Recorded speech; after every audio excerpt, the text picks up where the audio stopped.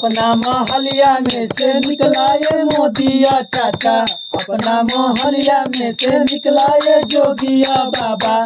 अब चल अयोध्या नगरिया, हाय सिया राम के भजो, आइल आइल बड़ी मंगल घरिया, हाय सिया राम के भजो।